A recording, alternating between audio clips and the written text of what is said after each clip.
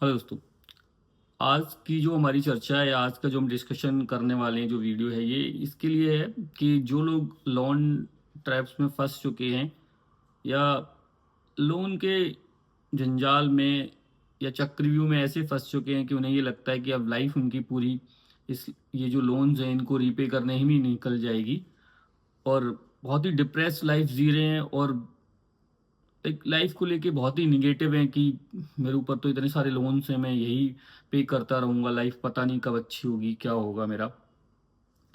तो ये वीडियो उन लोगों के लिए भी है कि जो लोग सिर्फ अर्निंग तो कर रहे हैं बट कोई सेविंग नहीं कर रहे हैं, या इनका कोई फ्यूचर प्लान नहीं है कि फ्यूचर में कैसे वो वेल्थ क्रिएट करें। उसके लिए भी है, जो कोई भी वेल्थ क्रिएट करना चाह रहा है, चाहे वो स्टूडेंट हो, चाहे वो वर्किंग प्रोफेशनल हो, चाहे वो जॉब में हो, या कुछ भी कर रहा हो एक्स वाई जेड। मेरा ये मानना है वेल्थ कोई भी बना सकता है। यस, आज की डेट में जितना टफ है वेल्थ बनाना उतना ही इजी है। वो आपको देखना है कि आप कैसे क्या डिसाइड करना है आपको।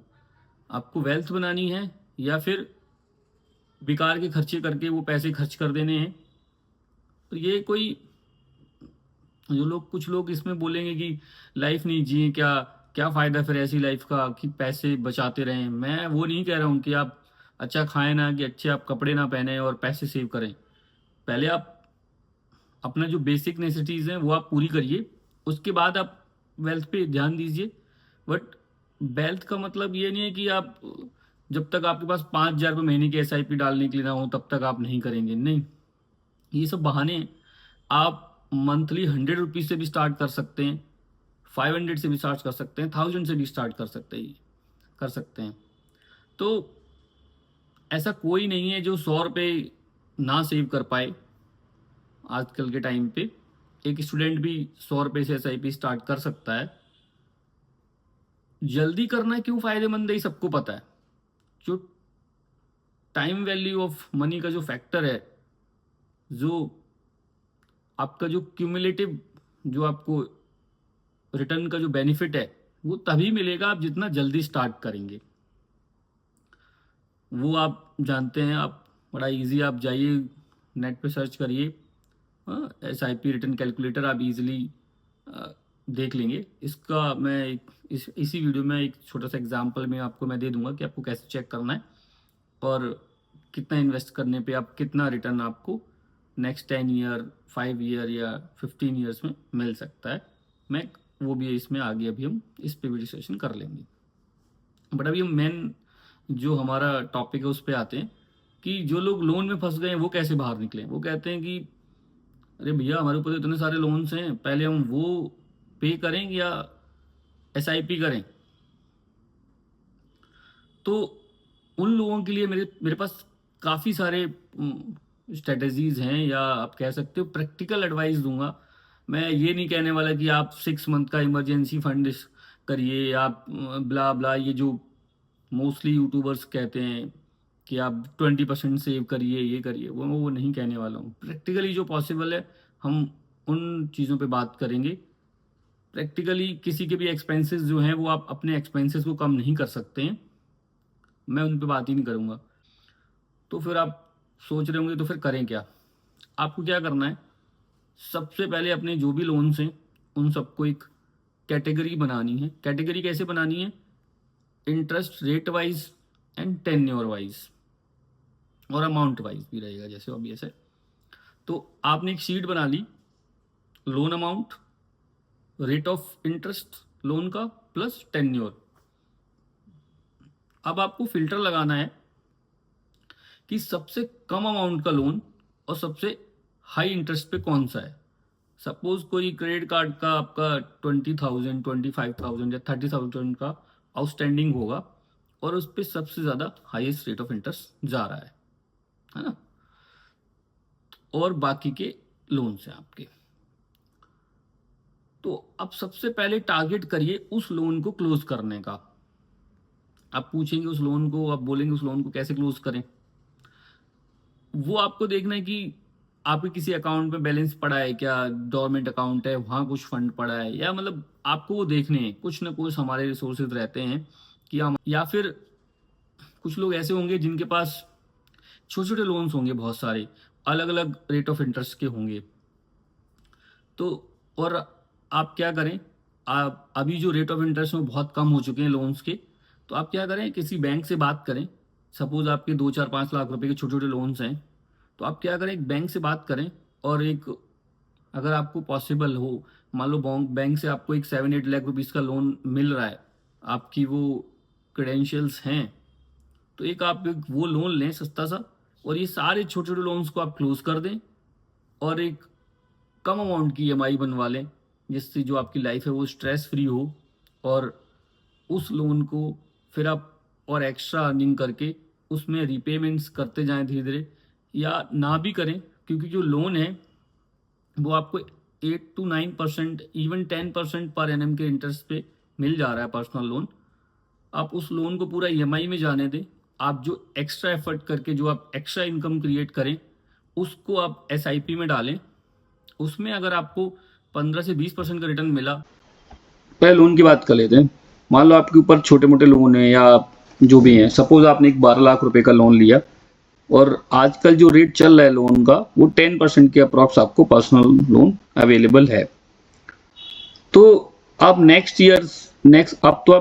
ईयर में 7 लाख रुपीज का इंटरेस्ट देने वाले हैं, और आप जो प्रिंसिपल अमाउंट है वो 12 लाख जाएगा, तो 7 लाख रुपए की आपके ऊपर इंटरेस्ट कॉस्ट आएगी नेक्स्ट 10 ईयर्स में। तो दूसरी साइड अगर आप एक्स्ट्रा एफर्ट करके 10,000 का एक्स्ट्रा इनकम क्रिएट करते हैं मंथली अपना, ये आप अपनी सैलरी में से पे करते रहें ईएमआई, और आप एक 10,000 का एक्स्ट्रा इनकम क्रिएट करते हैं, और उसको आप अगर एसआईपी में डालते हैं 10 ईयर्स के लिए, तो वो आपका 26,30,000 हो जाएगा।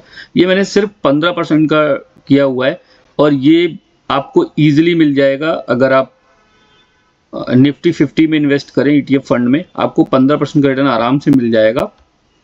इवन 18 से 20% का भी पॉसिबिलिटी है। तो मिनिमम जो आपको है वो 6 से 7 लाख रुपए का बेनिफिट हो जाना है इसमें। आपका 10 साल में लोन क्लोज हो जाएगा, और नेट में जो आपको बेनिफिट होगा वो आपको 6 से 7 लाख रुपए का होगा। और दूसरा, आपकी जो वेल्थ है वो 26 लाख से क्रिएट हो चुकी होगी।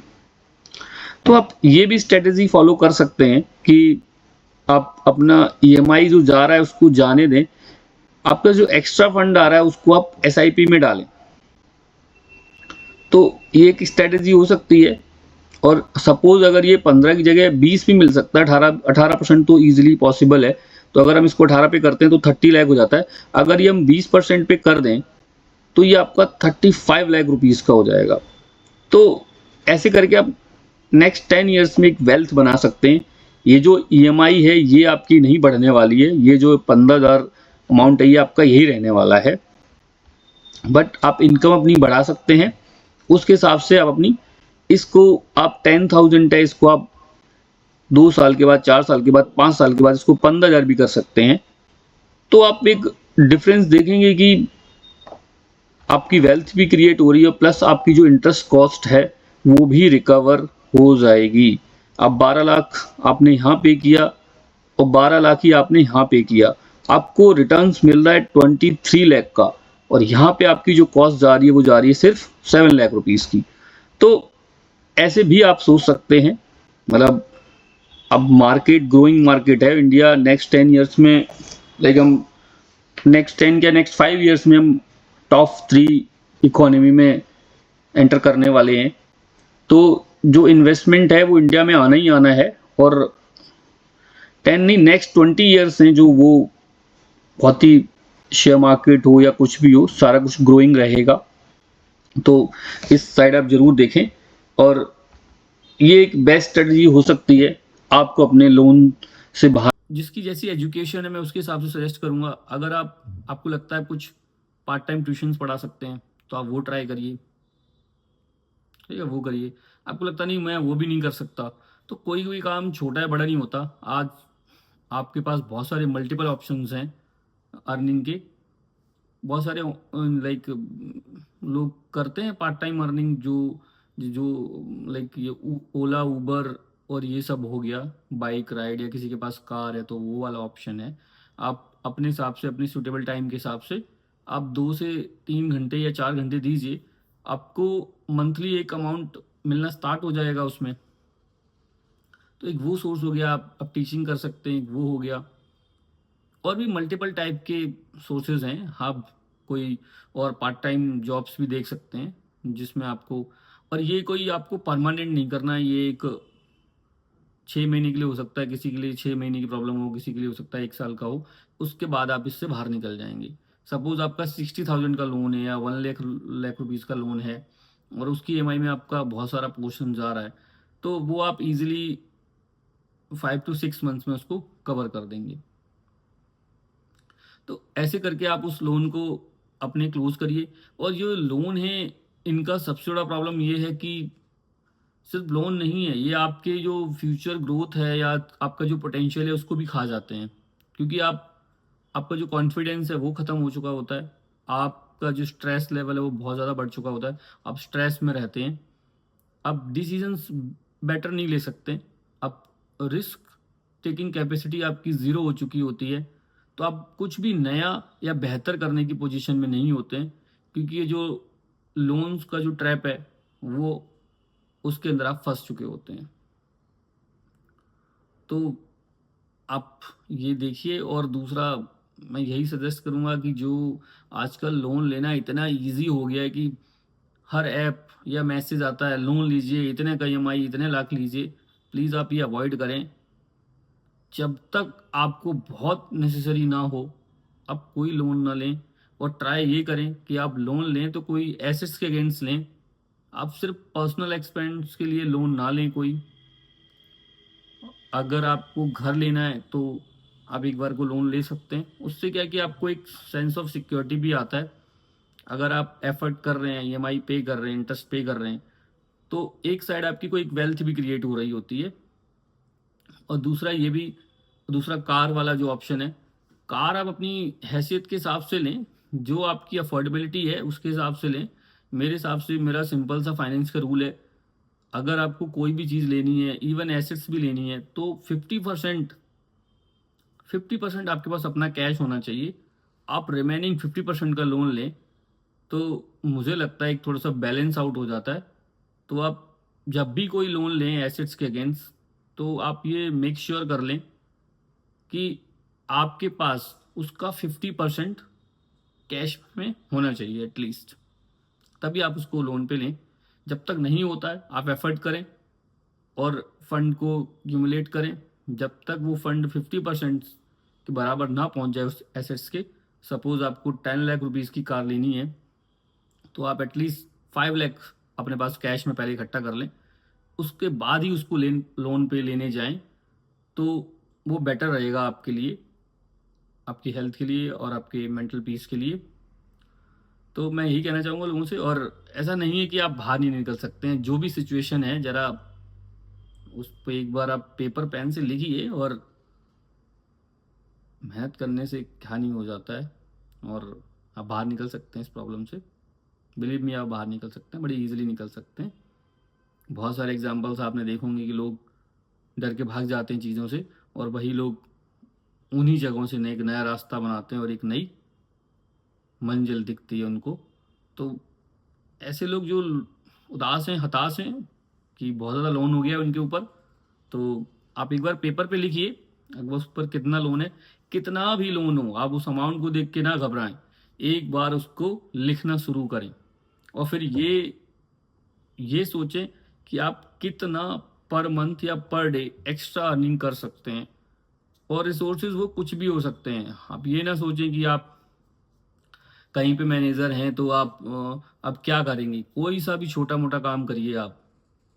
अगर उसमें आपको 5,000 रुपीज़ भी मंथली आता है तो वो आपके जो लॉन्ग टर्म में आपके लोन्स हैं या उन पे इफेक्ट डालेगा। और जो सबसे हाईएस्ट रेट ऑफ इंटरेस्ट वाला लोन है, पहले उसको क्लोज